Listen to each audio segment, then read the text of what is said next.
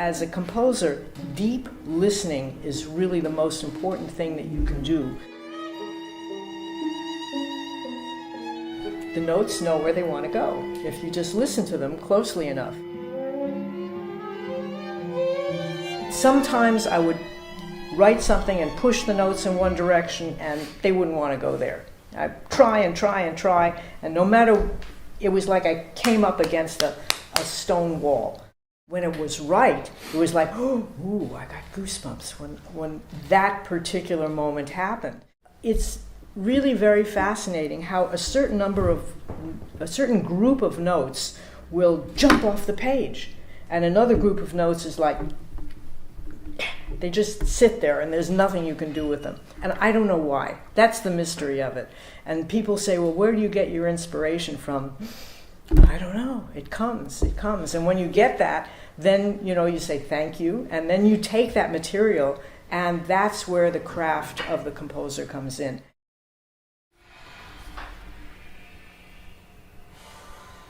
This is still this? Mm-hmm. Have we had this? No, we haven't heard the bassoon yet, right? Back to this. The eye wall is the specific area when you cross, a hurricane has the eye of the hurricane. When you cross from the eye into the hurricane, vice versa, that specific area where you go from nothing to the hurricane is called the eye wall. And it's the most strong area of the hurricane. And what is interesting about that is you're in a safe little oasis, mm-hmm. surrounded by danger. So that's a very dramatic situation. Have you heard this perform? Yes. Yeah, this is a live performance that we're hearing? Oh, great. Well, let's listen.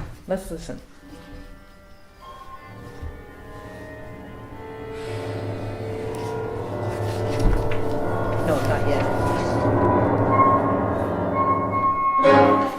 That's here.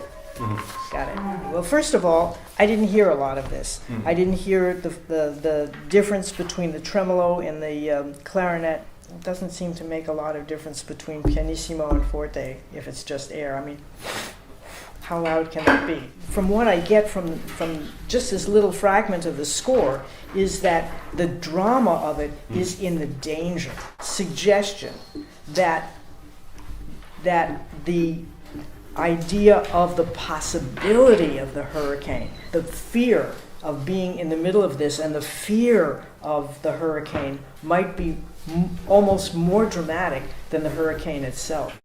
How do I take that material and expand it? How do I make a variations on it? How do I find out what that material is? Or in your case here, you're setting up a wonderful dramatic situation. I think it's a great idea. Let's go on a little more because I think that was a very successful moment.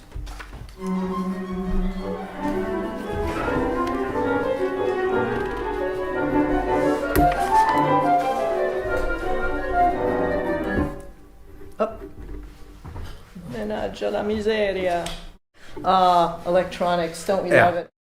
Just suggestion to all of you, I don't know when your writing time is, but for me, my writing time is first thing in the morning. I like to start fresh, and I like to set aside a certain number of hours in the morning where I won't be distracted. I'm terrible, though, because I'll look at my cell phone and see what the disaster of the day is. But it's much better if you don't do that, and you just have that moment of deep concentration and deep listening and get to know your material.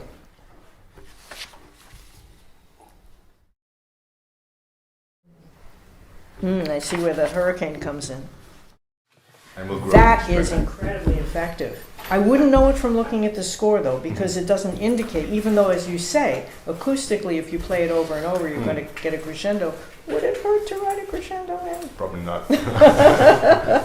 How much freedom and how much specificness. Now, it's fine to have, John Cage, to have a score where it's completely open. That can be wonderful, too.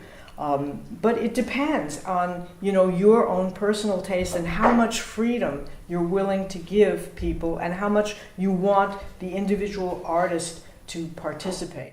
You think of a composer like Rachmaninoff, and his music lasts. We don't ask when was he born, when was he died. That's not important. It's music that has substance to it, and his own personality. He was honest with his own emotions. And I think that's very important for each of us is, you know, it's very easy to fall into the trap of doing what is of the moment, the style of the moment, 12-tone, minimalism. You know, it's very easy to say, well, I want to be successful as a composer, so I am going to write in this style because then my music is going to get performed.